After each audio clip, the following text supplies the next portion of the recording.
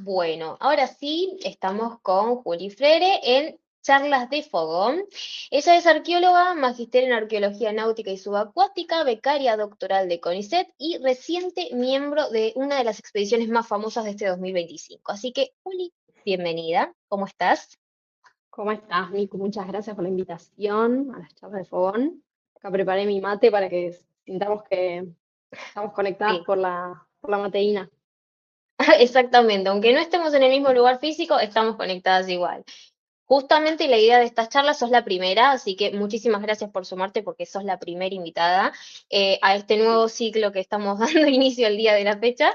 La idea de las charlas de Fogón justamente es que nos sintamos conectados, que podamos hablar como si estaríamos en la misma mesa, alrededor de un fogón, ¿sí? Y que entre ambas, en este caso, vayamos uniendo los fragmentos de tu vida, ¿sí? Tan de ceramista esto, tan de persona que hace cerámica. Pero bueno, Juli, contame un poco, en principio, ¿en qué momento de tu vida surge el interés por la arqueología? ¿Cuándo puedes rastrear ese momento inicial? Bueno, en verdad no, nunca tuve una pasión así de niña como la mayoría de las personas tienen ahí la memoria de que conectaron, no sé, con las pirámides de Egipto. A mí simplemente me llegó el momento de elegir qué carrera me gustaba y antropología, ciencias antropológicas en la UBA tenía como ese poquito de biología, ese poquito de economía, ese poquito de lingüística que a mí me cautivaba y efectivamente arranqué. Y me terminé inclinando hacia arqueología cuando descubrí la arqueología marítima. En ese momento fue que dije, ok, esto es lo que me gusta, sobre todo porque me gustaba mucho el mar, me inclinaba un poquito por la biología marina y finalmente cuando decidí antropología y descubrí que existía algo como la arqueología marítima, dije, bueno, va por acá. Cuando dijiste, puedo mezclar todas las pasiones, ¿qué es esto? Voy por Exacto, acá. Es tal cual. genial porque son varias las personas, y me incluyo también en la lista, que hemos pensado también en algún momento en biología marina. No sé por qué, nos une el ser nerds, básicamente, que nos gusten las cosas Sí, raras. también, y la fascinación por el planeta, escúchame. Ah, Sí, total. La normal, fascinación por lo misterioso, por todo lo que querramos saber un poquito más, creo que va por ahí. tal ¿Y cual. en qué momento vos pasás de la arqueología tradicional? Bueno, vos me decís, o sea, sí, ya tenías como una orientación, pero hiciste algo de arqueología tradicional, de tierra firme. No realmente, como que enseguida me incliné hacia la arqueología marítima. La historia un poco es que estaba en una de las primeras materias, Fundamentos de Prehistoria, que es como nuestra arqueología 101, así para adentrarnos en ese mundo. Y uno de los ayudantes de cátedra contó que trabajaba con naufragios o con pecios en Patagonia y con la historia de la navegación de ese lugar en el siglo XIX y a mí me cautivó, entonces me acerqué y ahí comencé a, bueno, nada, él como que me dio algunos consejos para empezar a colaborar junto con ellos, que es el equipo del programa de arqueología subacuática con quien hoy trabajo. Em, y Después, mi experiencia en excavación terrestre también fue un poco por curiosidad, pero solamente se limitó a los primeros años de participar en alguna excavación en contextos urbanos que me quedaban como un poco más cómodos viviendo en Buenos Aires, y algunas pasantías por otros equipos de investigación para ganar un poco de experiencia, pero siempre, o sea, en los últimos, te diré, 11 años que trabajo con este equipo, o sea, que tengo mucha más experiencia en excavaciones en contextos subacuáticos o costeros, intermareales, que en la tierra. Y Es a ver, todo un ¿cómo definirías? desafío. Sí, es que es un desafío. Me gustaría que nos definas porque hay una duda grande al respecto de la forma más simple o como creas necesario, ¿qué es la arqueología subacuática? Bueno, a mí me gusta hablar un poquito más de arqueología marítima que subacuática, porque subacuática es como que remite solamente a que los restos materiales que estudiamos están debajo del agua. Cambio, arqueología marítima, en el sentido más amplio, es la subdisciplina que se hace preguntas de investigación de la relación entre las sociedades del pasado y los cuerpos de agua, así en general. Después hay toda una discusión, como en toda disciplina, sobre qué nombre ponerle a cada cachito que estudiamos. Entonces, también podemos hablar de arqueología náutica para hacer referencia a el estudio específico de embarcaciones, pero la arqueología marítima tiene esa cosa más amplia de preguntarse por no solamente los barcos hundidos, que son como lo primero que se le viene a una persona a la cabeza, sino un poco con los paisajes marítimos, ¿no? Como cuál es la interrelación en eh, ese límite tierra-agua que no es tal eh, para un sinfín de sociedades. Particularmente yo estudio sociedades más recientes en el tiempo, trabajo sobre todo con siglo XIX y principios del XX, pero la arqueología marítima puede hacerse preguntas sobre, por ejemplo, cómo navegaban las comunidades indígenas en el pasado. Y para eso van a estudiar desde eh, canoas monóxilas, hasta, por ejemplo, modos de aprovisionamiento de recursos, cómo se hacían con los peces o los moluscos que recolectaban, y entonces van a estudiar corrales de pesca, digo, hay como todo un amplio espectro de restos materiales que se pueden estudiar y que se incluyen en esto que es la arqueología marítima. Y bueno, después como todo se va hiperespecializando en este mundo y en el mundo académico en particular. Sí, Suele tal cual. suceder. Esto de las especializaciones abre un abanico amplísimo de por dónde se puede ir. Pero en tu experiencia personal, ¿qué te parece que cambia en la práctica y en la cabeza, básicamente, cuando el registro arqueológico está debajo del agua? Bueno, y conlleva otra metodología, o sea, en el fondo los métodos y técnicas que se utilizan debajo del agua o afuera del agua, en el sentido de cómo la arqueología se hace preguntas y elige responderlas a partir de un enfoque científico, en eso vamos a estar de acuerdo que es igual, pero claramente cuando estamos debajo del agua se van a usar otras herramientas. El hecho de estar buceando para excavar un sitio o hacer una prospección, bueno, implica todo una logística desde el punto de vista desde la planificación hasta lo específico del buceo y la seguridad que eso implica. Em, por ejemplo, siempre depende del tipo de sitio que uno esté, en el que uno esté trabajando, pero si afuera del agua o en la superficie uno excava, suele excavar con un cucharín y suele tener esta suavidad en la cual va removiendo lentamente capas para entender cuál es la sucesión temporal de distintos restos materiales o sedimentos. En el agua se suele utilizar para excavar o lo que se denomina una sorbona, que es como si fuese una aspiradora en el que también uno va imitando ese movimiento y va empujando de a poco el sedimento para succionarlo y ese sedimento luego termina como en la bolsa de la aspiradora, digamos, es lo que nosotros después vamos a revisar y sería el equivalente a la zaranda, La que zaranda, es eso te iba a decir. exacto la idea bueno, de la arqueología es preservar siempre el contexto arqueológico, entonces siempre se va, todo lo que se excava se va registrando, y en el caso de la zaranda, revisamos luego ese resto de sedimento para asegurarnos de que no haya pasado algún resto más pequeño, que quizás al remover ese sedimento no nos dimos cuenta. Ese sería como el equivalente. Bueno, después por supuesto el buceo tiene como otra, nada, todo Otro nivel de un- dificultades. Es algo otro nivel así, de dificultad.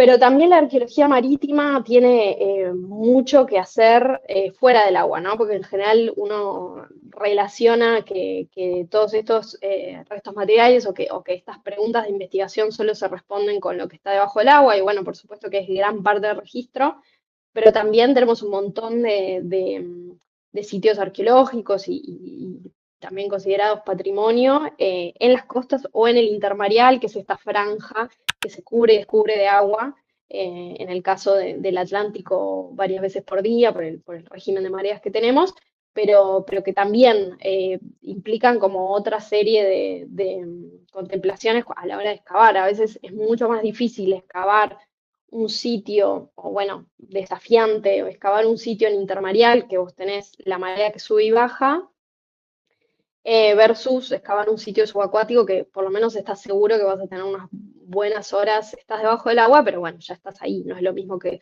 estás excavando y de repente la marea El llega y agua te pasa, frena. claro, se mueve el sedimento. Claro, Sí. exacto. Entonces a veces esos intersticios son como incluso más desafiantes que estar debajo del agua y que, bueno, por supuesto, siempre una planificación como priorizando la seguridad de los arqueólogos y arqueólogas que estamos ahí, ¿no? O de quienes estén ayudando también. Muchas veces contamos con personas con la ayuda de personas que no necesariamente son arqueólogos o arqueólogas, pero que sí tienen mucha capacidad técnica en términos de buceo, entonces es un poco un trabajo siempre en equipo. Eso Y del eso buceo es también creo que fascinante. es, sí, pero Eso bueno, eso de, también tiene en común con la arqueología terrestre, ¿no? Como el trabajo en sí, equipo, muchas veces la interdisciplinariedad, y sí. contar con personas que no necesariamente son arqueólogos, pero que conocen un montón de la zona, entonces todo eso de alguna forma tienen en común. Sí, exactamente. O sea, básicamente las técnicas y quizás los procedimientos son un poco diferentes, pero en rasgos generales vendrían a ser lo mismo. Estaba pensando mientras hablabas que al menos ustedes no se van a encontrar con un escorpión mientras están excavando, ¿viste? Porque esas cosas son comunes en las Y áreas sobre capaz todo tenés secas. un lobito marino que te está comiendo la cabeza, o no, los Bueno, pero peces. da más ternura, da más... Ese me da ternura por lo menos. Siempre llega un momento en el cual vos decís, por favor, andate. Tal cual. Juli, sé que hiciste tu maestría en arqueología náutica y subacuática en la Universidad de Cádiz. Quiero que me cuentes un poco de esa experiencia y qué aprendizaje trajiste respecto al cruce con la tradición de la arqueología española. Bueno, la maestría la hice en un momento en el que terminé la carrera de arqueología aquí, em, y decidí ir a España también o sea, en gran parte por la facilidad de una beca de la Fundación Carolina, que, dicho sea de paso, son unas becas que están disponibles en varios niveles y que son, bueno, a mí me permitieron estudiar afuera. Estoy segura que si hay alguien interesado o interesada en ese tipo de becas pueden chusmear la página, todos los años las abren.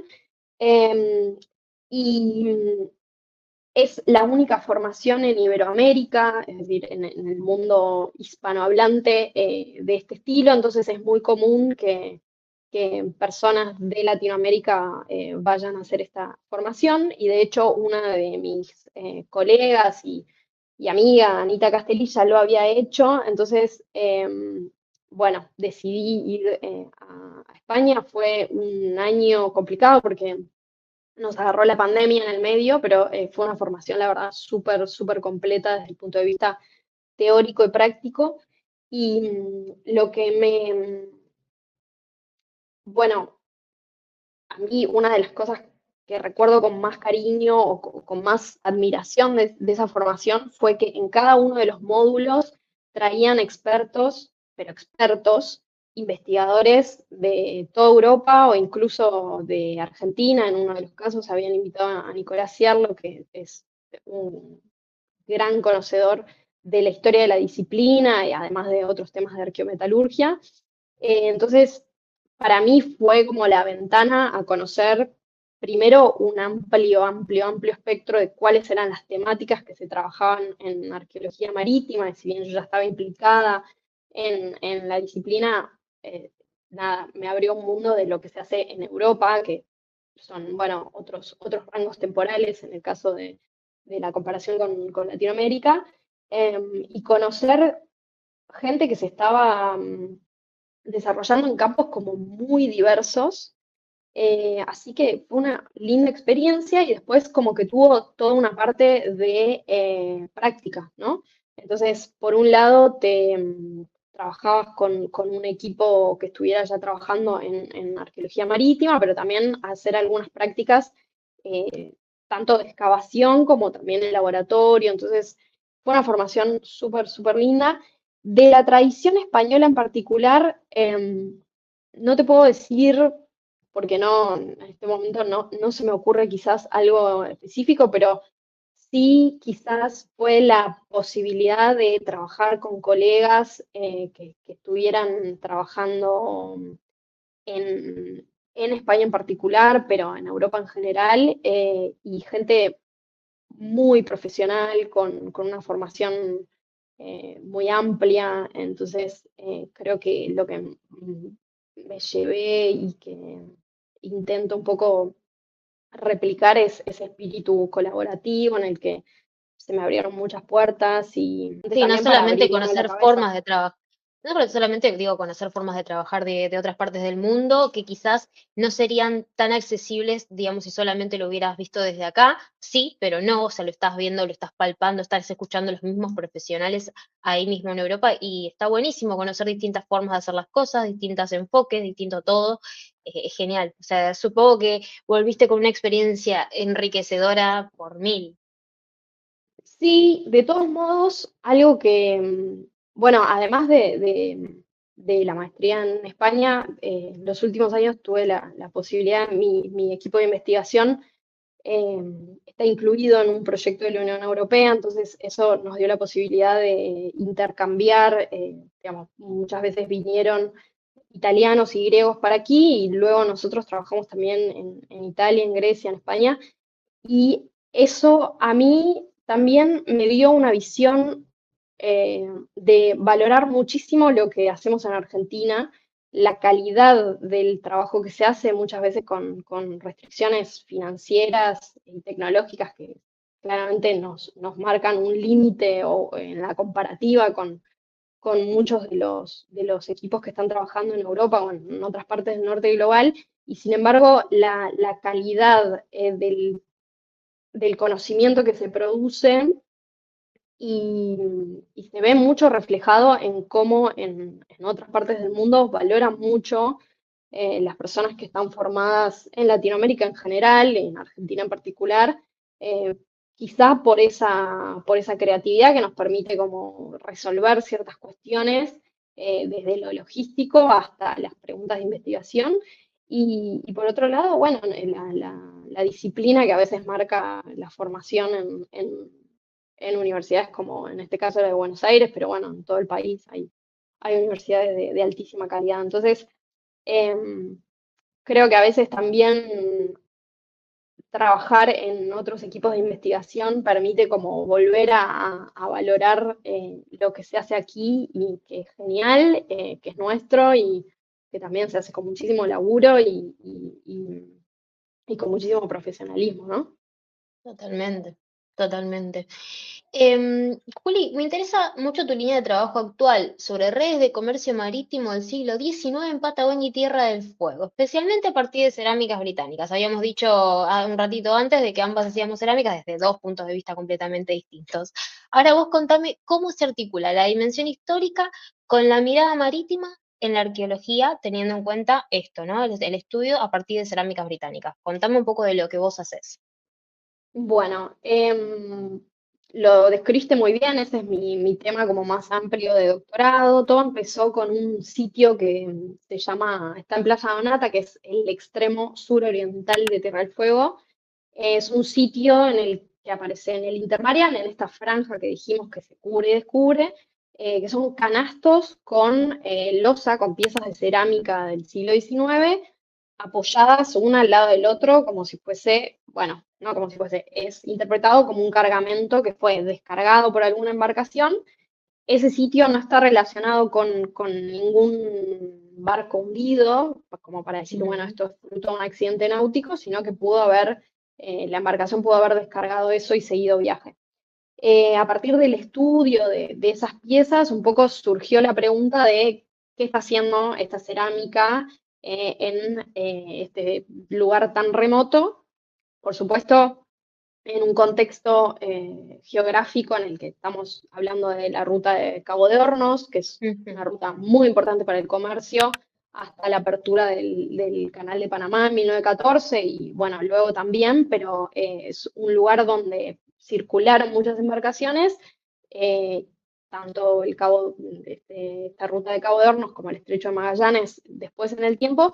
Entonces, mi trabajo de doctorado un poco es entender eh, estas rutas de circulación a lo largo de todo Fuego Patagonia, tanto del lado argentino como del lado chileno, y cómo esos puertos estaban conectados. Y lo pienso específicamente con la losa cerámica, con este tipo de material, porque es como aparece en todos los sitios arqueológicos, tiene como cierta fácil trazabilidad, porque muchas veces se conocen los diseños, se conocen los fabricantes, entonces permite como una resolución cronológica que es ideal para estudiar en estos contextos en los que tenemos información y documentos históricos, pero la arqueología histórica en este caso lo que hace es como integrar esa mirada de los documentos históricos y de las historias que podemos leer a partir de lo que nos dice los registros materiales, que nos pueden dar información a veces complementaria, a veces que se opone muchas veces a estos detalles que Mm. tenemos en los documentos históricos. Entonces, en mi caso, en este caso en particular, en esta investigación de doctorado, eh, uno puede incluir desde los registros de las embarcaciones que circularon por estos espacios hasta los periódicos que nos informan sobre la relación entre comerciantes británicos y bueno, en este caso argentinos o chilenos, y los distintos intermediarios comerciales que de alguna forma nos hablan de un comercio como bastante específico, que es el de la cerámica, pero que en mi caso, en el caso de muchas de las investigaciones, es un rastreo no solamente de, bueno, estos circuitos comerciales, sino también de cómo esos objetos son reapropiados y resignificados en contextos tan distantes, ¿no? Estamos hablando de quizás un plato de loza que tiene un dibujo impreso por transferencia de unos toreros y está en la misión anglicana de Ushuaia. Entonces hay como un solapamiento de sentidos que a mí me interesa como ir revisando. Son algunas de las preguntas que intento poder responder bueno, aportar un granito de arena para responder. Súper interesante, me estás pasando ya tu tesis por mail. No, no, Cuando realmente la termine. me parece hermoso, o sea, me quedaría horas escuchándolo. Pero bueno, te tengo que seguir preguntando para seguir ahondando. Es un perfecto momento para que empecemos a hablar de un viaje más grande. Quiero que me cuentes a partir de todo esto, de este background que estamos hablando, ¿cómo llegó la posibilidad de participar en el proyecto de Uruguay Sub 200? ¿Qué es lo que a todos nos maravilló? De repente apareció tu cara y dijimos, what, está Julia. Así que contanos un poco cómo llegó la propuesta. Bueno, es una historia un poco larga, pero bueno, la vamos a resumir. Uruguay Sub 200 es un proyecto bastante amplio, interdisciplinario, un poco el objetivo del proyecto incluye lo que se denomina la alfabetización oceánica, que es esta idea de, bueno, no conocemos tanto del mar, ¿cómo hacemos para que la sociedad en su conjunto, las comunidades puedan conectar con el conocimiento del mar en distintos, digamos, desde distintas dimensiones? En el caso de Uruguay Sub 200, la línea de arqueología subacuática la completamos un poquito con Rodrigo Torres, que es el director del CIPAC, del Centro de Investigaciones de Patrimonio Costero de Uruguay, y que fue muy amable en invitarme.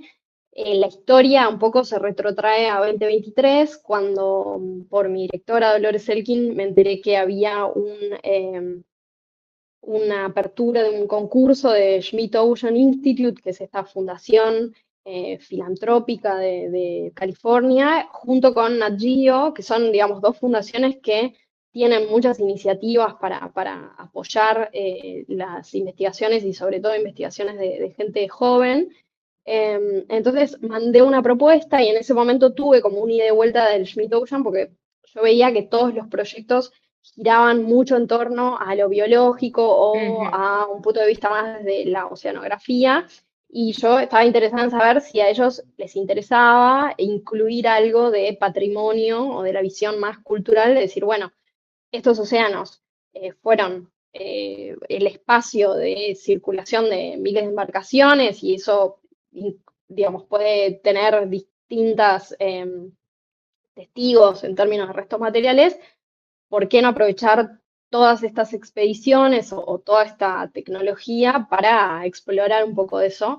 Entonces presentamos un proyecto junto con, en ese momento le propuse a Anita Castelli y a Matías Durtó, que son dos colegas con los que venía trabajando mucho, investigar tres sitios insulares. Uno era Isla de los Estados, Isla Viana en el Golfo San Jorge y una isla en Uruguay.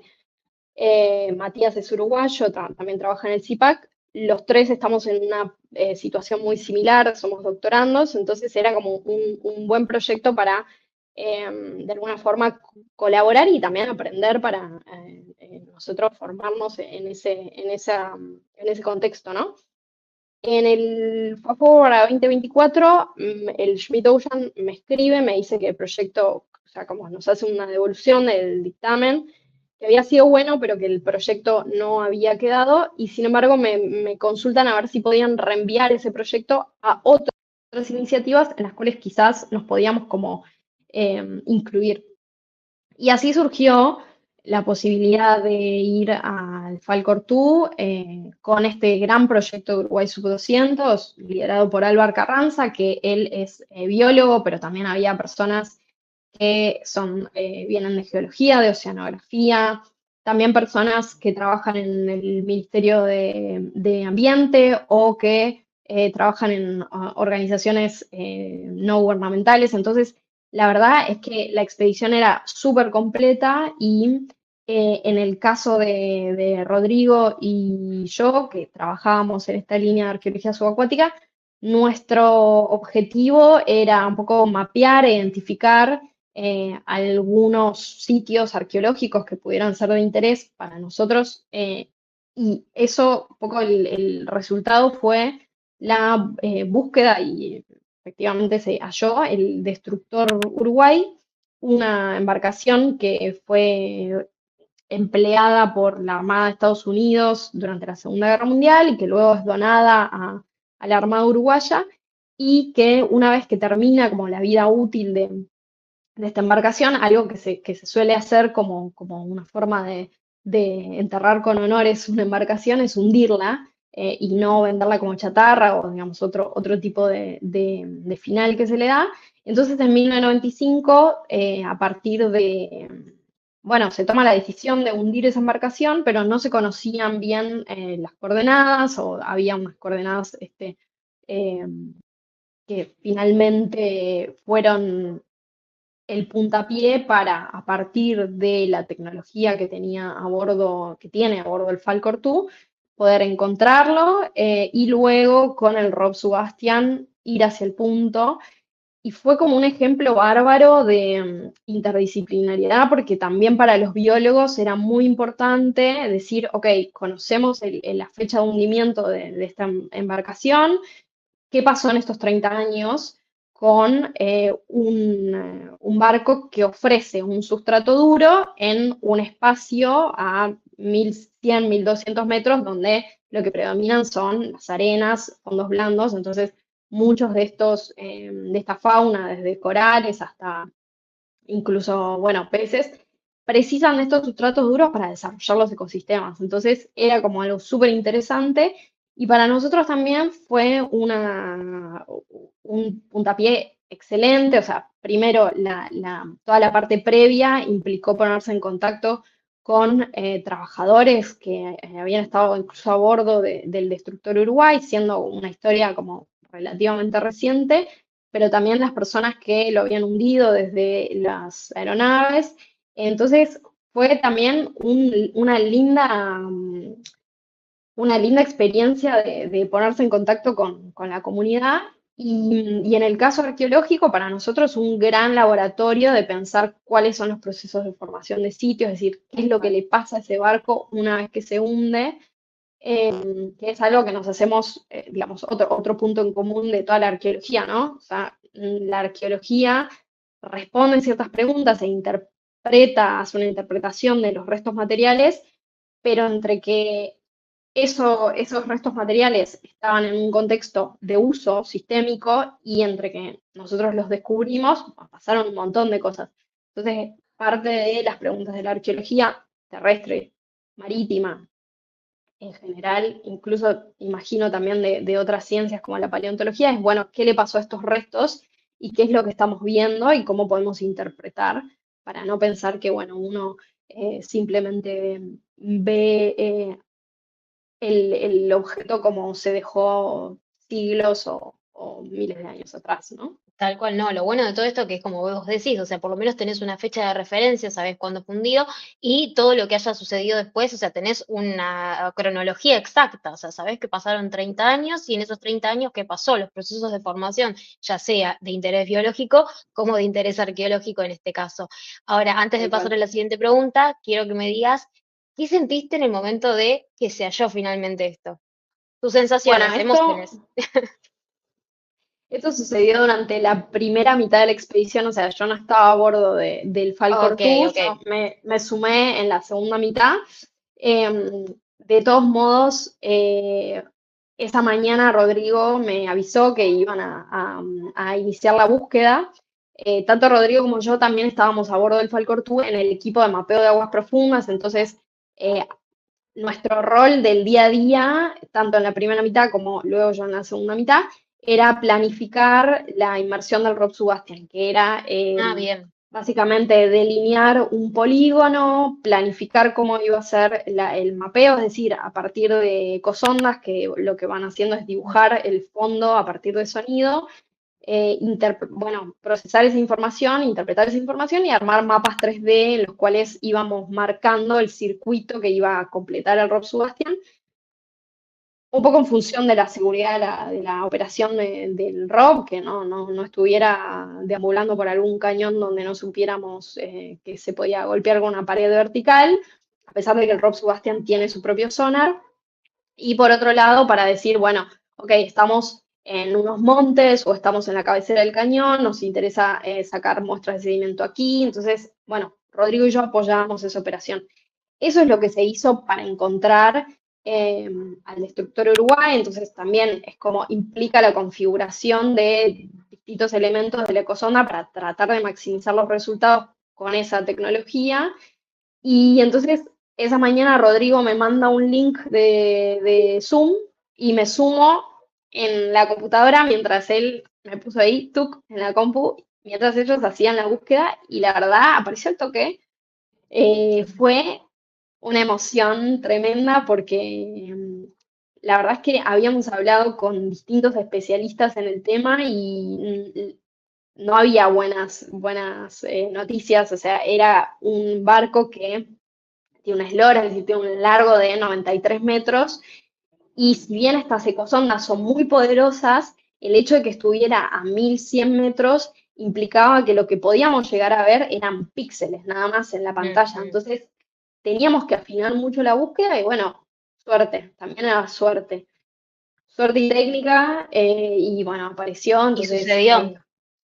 fue increíble. Y bueno, después cuando se bajó el Rob Sebastian también fue como un momento también yo lo seguí como todos los demás en YouTube, pero después un poco ya a bordo me enteré que era la primera vez que el Rob Sebastian se sumergía en un pecio, en un naufragio. Entonces, como que hasta el capitán estaba ahí cuando lo Todos hicieron, como que estaban todos emocionados, qué muy lindo. entusiasmados. Sí, qué Estaban todos muy lindo. entusiasmados. Y respecto a esto, ¿vos tenés alguna anécdota del descubrimiento del día a día en la expedición? ¿Algo que te gustaría así como resaltar, remarcar, algo de color, digamos? Bueno, la verdad es que en el barco lo que se vive es único. La verdad que una vez, cuando uno se embarca, la atmósfera es como muy particular. Lo que pasaba en este barco, por ejemplo, era que teníamos turnos cruzados y muy raros. Yo, por ejemplo, trabajaba de 4 de la tarde a 4 de la mañana. De todos modos, uno medio que también trabaja fuera de su horario, pero quizás yo terminaba mi turno a las 4 de la mañana y me cruzaba con alguien que estaba recién despertándose, entonces para mí era buenas noches y para él o ella era buenos días. Tal cual. Entonces, esa atmósfera extraña en los barcos suele suceder y creo que o sea, los momentos que se viven como con muchísimo entusiasmo cuando aparece algo que de repente uno está respirando fondo del mar las 24 horas del día y apareció un pez mola mola, que es una de las especies de peces más grandes, pero también uno se emociona cuando el que es especialista en tiburones, en la columna de agua aparece su tiburón. Para mí era un momento espectacular cuando aparecía, por ejemplo, apareció una botella que si bien no era Tal histórica, cual. también está asociada a la huella humana en el fondo del mar, entonces también era como un momento de intercambio ahí con biólogos, oceanógrafos y demás.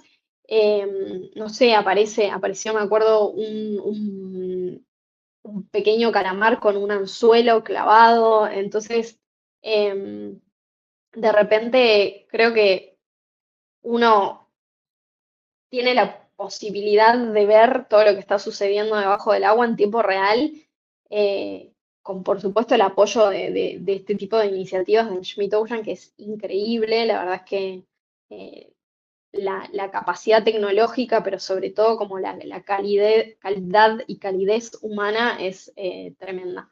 Qué hermoso. No se me ocurre así una anécdota, pero bueno, es eso un poco, ¿no? No, O sea, pero la ya lo que alegría que contaste se... es precioso.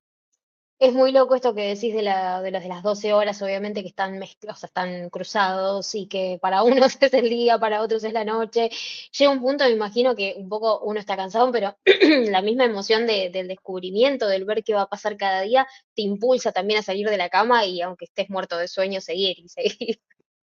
Sí, sí, tal cual, tal cual. Es como que se vive con mucha adrenalina y nada, igual el barco está siempre, está como muy pensado para que vos descanses bien, comas bien. Entonces, realmente, nada, para mí fue un privilegio enorme eh, ver cómo se trabaja en un ambiente en el que, bueno, está obviamente todo súper facilitado para que así sea y se agradece muchísimo, pero también que estás viendo a investigadores cumplir su sueño, ¿no? De toda la vida.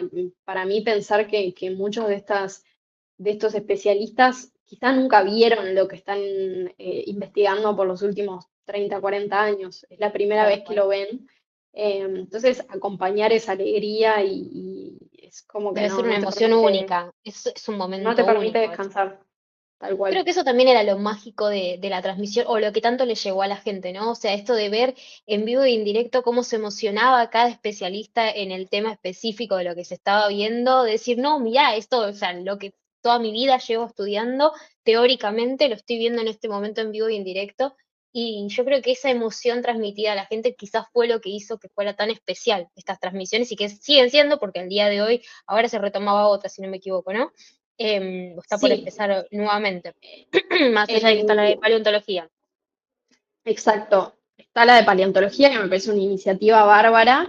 em, Pero además, el Schmidt Ocean tiene por los próximos 10 años, que es justamente coincide con la década de los océanos, esta iniciativa de Naciones Unidas para como poner en primera plana la importancia de los océanos. tiene por los próximos 10 años todo un recorrido armado, viene de estar en Perú y en Chile, y ahora va a estar intercalando entre Argentina y Uruguay. El año que viene se va a Brasil y después va a seguir por África y Asia. Entonces, en Hermoso. realidad, esto del streaming lo vamos a estar viendo por los próximos años. em, y de todos modos, esto que mencionás del streaming de paleontología, creo que es simplemente que el streaming dio mucha visibilidad a algo que se hace, pero que se hace en todos los rincones del país y que se hace desde distintas disciplinas, ¿no? Como que también creo que nos dio una mirada renovada sobre la importancia de que la ciencia esté en contacto con las comunidades y que la Sí, tal cual. sociedad se lo pueda como apropiar. Una frase como fundamental de todo este trayecto y que se repite mucho cuando hablamos de patrimonio cultural o biocultural es la idea de que solo se protege lo que se conoce. Entonces necesitamos como seguir estudiando y seguir haciendo esta tarea de divulgación que para muchos científicos es difícil, es toda una tarea de comunicación. Entonces de repente trabajos como el tuyo ayudan un montón a acercar todo esto a personas que quizás no están familiarizadas, pero iniciativas como esta hay un montón y son de una calidad tremenda, tanto en arqueología como en otras disciplinas, y ojalá esto sirva como un poco Para seguir darle, incentivando que esto darle, pase. sí, y darle una palmadita en la espalda a las iniciativas científicas en un contexto de financiamiento y sobre todo de mucho golpe, mucha violencia hacia Qué quienes importante hacen que es eso, ciencia en el ¿no? Que nos país. demos cuenta lo que tenemos, como vos decías al principio, que nos demos cuenta lo que tenemos acá adentro, ya sea la calidad educativa, la calidad de profesionales que formamos y demás, para que este financiamiento a la ciencia continúe bien y no mal, como al momento, que se siga, que se puedan destinar fondos a eso. Lo vemos, es importantísimo y era simplemente mostrarle a la gente lo que tenemos, lo que se puede hacer y demás, poner, o sea, la puesta en valor, o sea, mostrarle, mirá lo que tenemos, mirá lo que hacemos también, porque también siempre dialogamos con los chicos mucho esto de la academia y la divulgación, que durante mucho tiempo fueron cosas completamente que caminaban por cosas, por caminos separados, por sendas separadas, que se está tratando, o sea, como bien decía yo, desde mi punto trato, como tantos otros, tratamos de acercar un poquito los dos caminos y decir, che, que no quede solamente en los congresos, que no quede solamente entre nosotros cuatro que nos miramos la cara siempre, sino que esto salga, que se conozca, porque si la gente no lo conoce, obviamente no va a ver la importancia que esto tiene para construir nuestra propia historia, para poder, no sé, explicarle al mundo lo que sea, ¿sí? Desde el punto de vista y desde Mm. la profesión y desde quien sea, pero es importante, muy importante. No, como en esto que decís que también creo que lo que tuvo el streaming es que nos conectó como con la belleza del planeta, como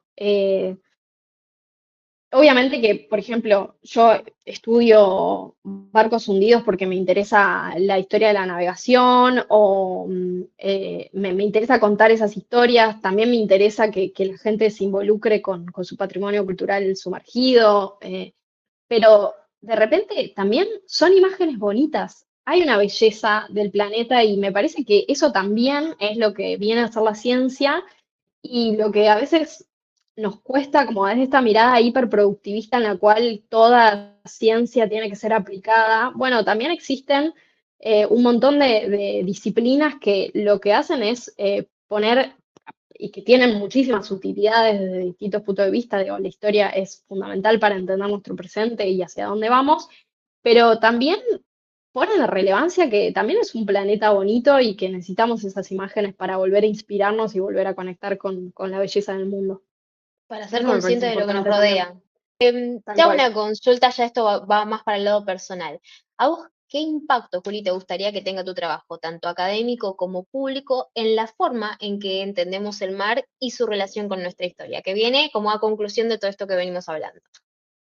Creo que va de la mano un poco con lo que estuvimos charlando. A ver, los océanos son una parte muy importante para la salud del planeta. Entonces, mi trabajo creo que sería ideal si puede acercar un poco más esa dimensión cultural que tiene el mar. En mi cabeza creo que si colectivamente elegimos proteger aquello que está debajo del mar, sea un barco hundido, sea un coral, una estrella de mar culona, todo sirve para conectar con la importancia de que tenemos que proteger y que tenemos que, no es solamente el acto individual de no tirar basura por esa rejilla que va a terminar en los ríos, que va a terminar en el mar, sino de entender la importancia de demandar políticas públicas específicamente orientadas para la protección del medio ambiente. Y en el caso del patrimonio cultural, creo que tiene esa posibilidad de entender no solamente como obviamente que uno lo estudia desde la cuestión más específica, cuando estudia un pecio puede contar su historia, pero también entenderlo en un sentido como más amplio del momento histórico en el que se enmarca y entender también nuestra relación con esos mares hoy. En mi caso, bueno, mi tema de doctorado tiene que ver con esta expansión comercial británica, entonces se incluye más en pensar un momento histórico en el que dejamos de ser colonia y entonces los comercios se abrieron hacia otras potencias extranjeras y empezamos a interactuar con esas naciones y a menudo como que se repiten ciertas narrativas a veces medio simplistas y creo que la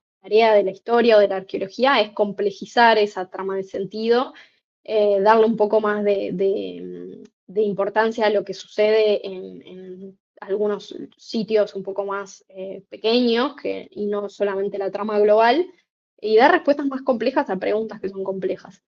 Esa es, creo, Tu lo que aporte. me gustaría hacer. Me encanta. No sé si es mi aporte, pero me gustaría que lo fuera. Va a serlo. Bueno, tengo dos preguntas más como para dejarte ir en breves, pero algo importante y volvemos un pasito atrás de lo que ya avanzamos, que es, ¿qué te marcó más en tu formación? ¿Algún mentor, un proyecto, un momento definitorio que vos sientas que fue lo que te marcó?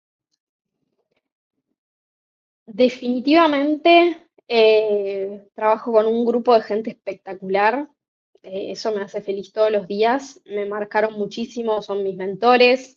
Mi directora es Dolores Elkin, pero trabajo mucho con Cristian Murray y con Mónica Grosso. Con ese ayudante de cátedra que alguna vez me introdujo a la historia de la navegación, que es Guille Gutiérrez.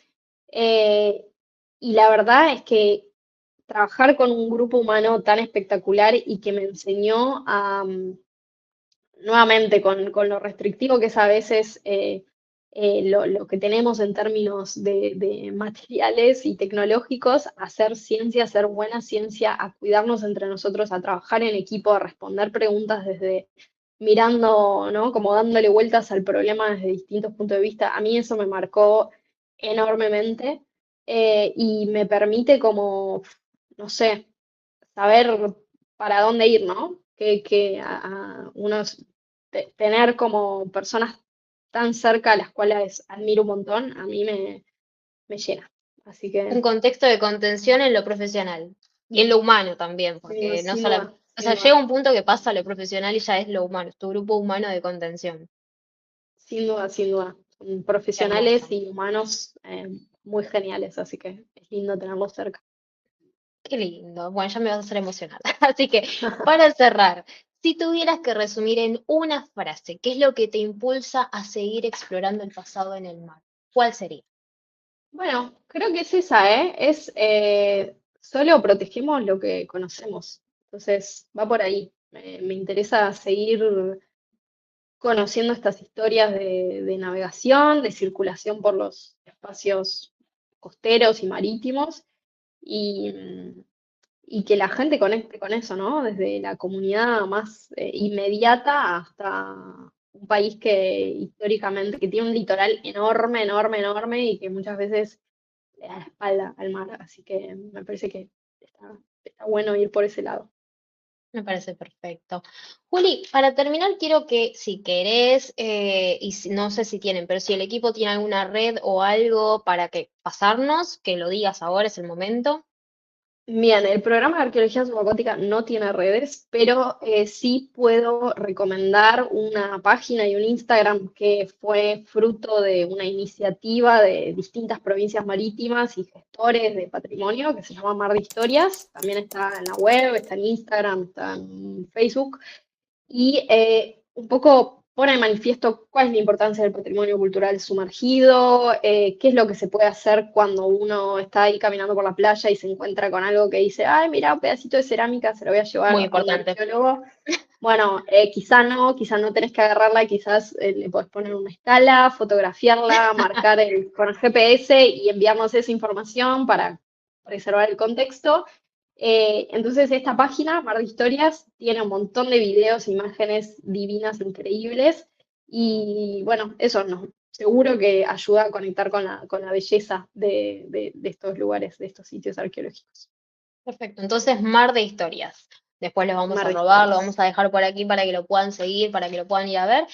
Y bueno, finalmente gracias, gracias por todo esto que nos contaste, gracias por haberte sumado, por ser la primera, por haberme dado esa chance.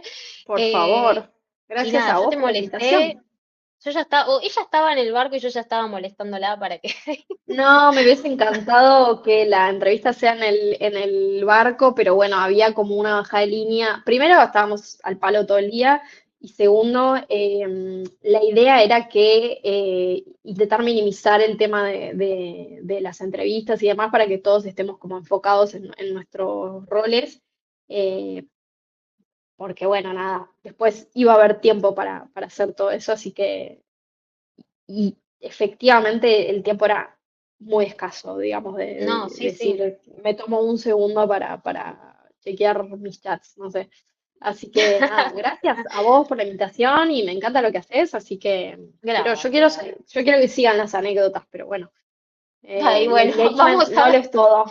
vamos a ver, sí, sí, sí, evidentemente, a mí me encanta, a mí me encanta contar historias, bueno, ya te habrás dado cuenta, me encanta, siempre me encantó, yo me acuerdo que lo que más resalto, ahora de repente te voy a contar un poco de mí, lo que más resalto yo de mis campañas era cuando había algún antropólogo que nos contaba el folclore de la zona, y yo me acuerdo Claro, de estar colgada en la mesa escuchando historias, historias, o sea, es lo que me fascina realmente, así que un poco también es lo que hago, así que gracias sí, sí, por verlo. hermoso. Gracias.